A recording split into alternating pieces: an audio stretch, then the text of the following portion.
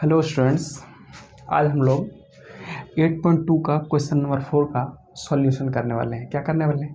8.2 का question number 4 का solution. Question आपको दिया क्या गया है, सबसे पहले ये चीज़ समझ लीजिए। क्वेश्चन दिया गया है sin 30 degree plus tan 45 minus cosec 60 degree, ठीक है। बट्टे में दिया गया है आपको sec 30 degree plus cos 60 degree और प्लस क्या है देगा cot 45 डिग्री, ठीक है। इन सब चीज़ का ट्रिगोनोमेट्री रेशियो टेबल में से हम इसका वैल्यू लिख लेंगे। क्या करेंगे? इसका वैल्यू लिख लेंगे। साइन 30 डिग्री का वैल्यू कितना होता है जी? साइन 30 डिग्री का वैल्यू 1/2 होता है। उसके बाद tan 45 का वैल्यू कितना होता है? 1 होता है।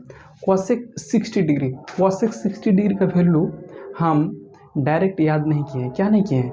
cosec 60 डिग्री का वैल्यू याद नहीं किए हैं, लेकिन हम cos 60 डिग्री का वैल्यू याद नहीं है, लेकिन उसका उल्टा का याद है। किसका है? साइन का याद है। तो साइन का वैल्यू कितना होता है? साइन का वैल्यू होता है √3/2। क्या होता है? √3/2। उसी का अगर उल्टा कर देंगे 2/√3 हो जाएगा। क्या हो जाएगा?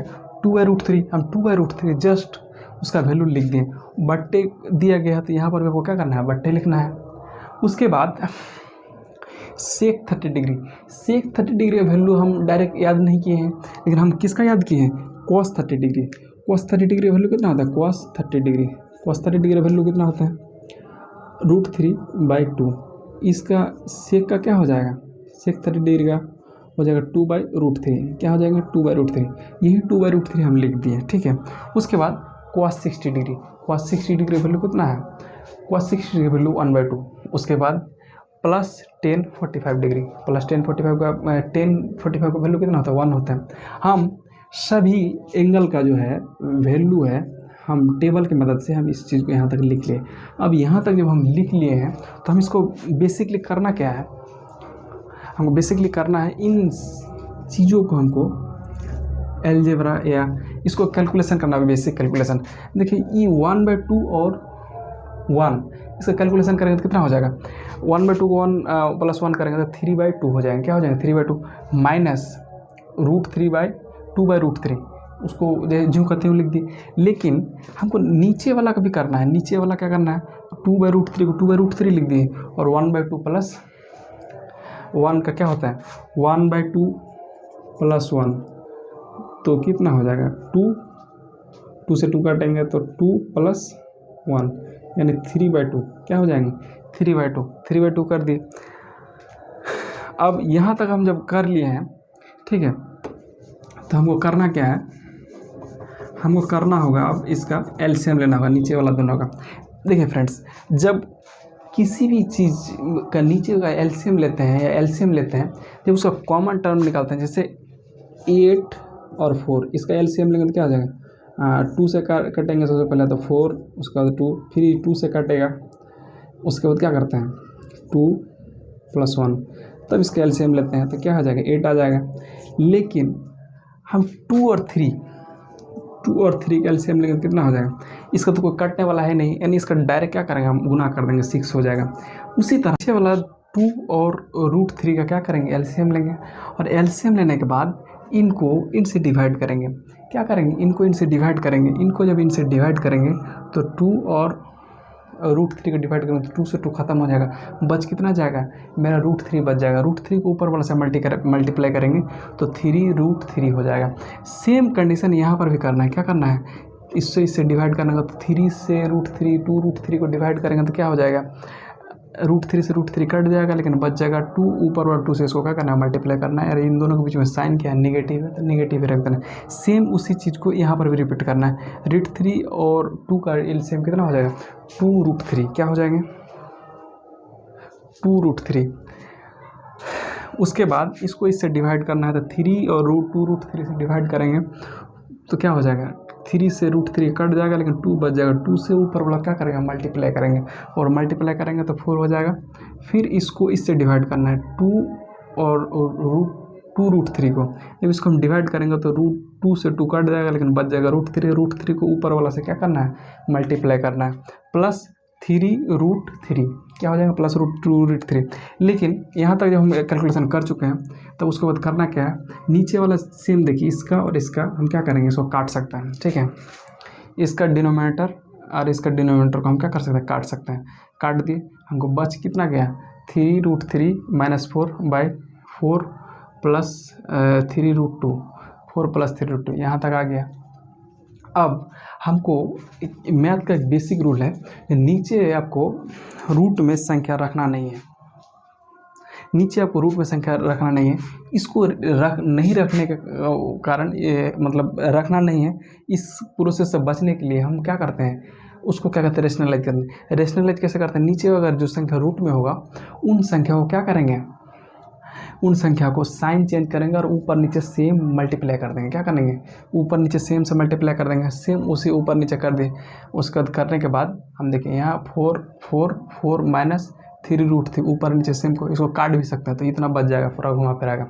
अब इसका क्या करेंगे, अब देखिए हम इस चीज़ को और इस चीज़ को गौर से देखें। क्या करें, गौर से देखने पर हमको पता चलता है, देखिए यहाँ माइनस कॉमन ले लेंगे। क्या करेंगे, माइनस जब कॉमन लेंगे 4 - 3√3, यह और यह संख्या क्या हो जाएंगे, यह और यह संख्या।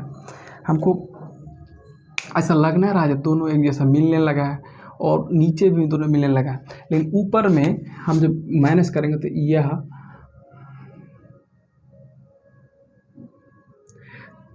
यह संख्या किससे मिलने लगा, यह संख्या आपका मिलने लगा है a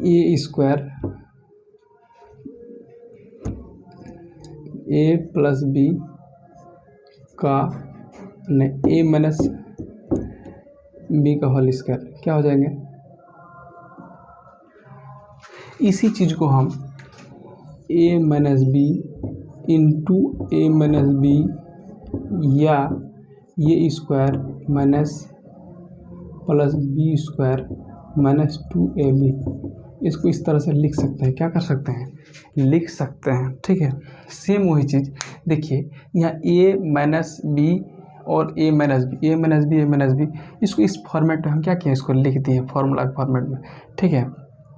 बटे a + b into a - b, यहाँ और एक फार्मूला के रूप में इस चीज़ को देख लीजिए, a square minus b square, इसको किस तरह से लिख सकते हैं, a + b into a - b, ठीक है। ऊपर वाला को फार्मूला पे लिखना है, किस फार्मूला पे, इस फार्मूला पे। नीचे फार्मूला को दिया गया फार्मूला पे हम क्या किए, ऊपर वाला, ठीक है, ऊपर वाला को क्या किए, a square minus a square plus b square, इस टोटल को हम क्या मान लिए, इस टोटल को हम a मान लिए, ठीक है, इसको b मान लिए, ठीक है। इस टोटल को a मान लिए, इसको b मान लिए, तो a स्क्वायर, इसको a स्क्वायर तो 4 का स्क्वायर प्लस b स्क्वायर क्या किया है, 3√2 का square minus 2 into a into b, ठीक है, इतना कर दी।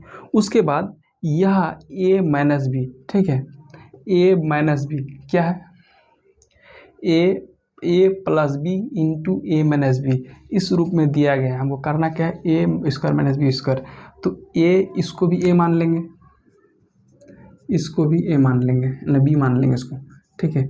तो 4 का स्क्वायर माइनस 3√3 का स्क्वायर, ठीक है।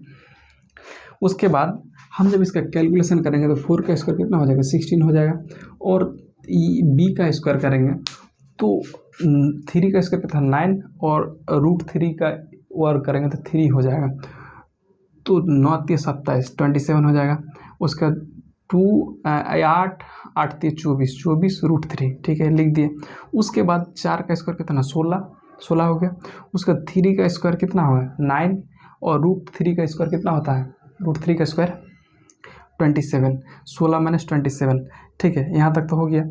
लेकिन हम यहाँ से माइनस कॉमन लिए थे, ठीक है, माइनस आ गया, जब इसको घटाएंगे 16 - 27 करेंगे तो 11 आ जाएगा, लेकिन माइनस में आएगा, ऊपर में माइनस है, नीचे में माइनस काट देंगे, और 14 माइनस क्या हो जाएगा, 14 - 24 √3/11, यही आपका आंसर है। क्या है, ये आंसर है आपका।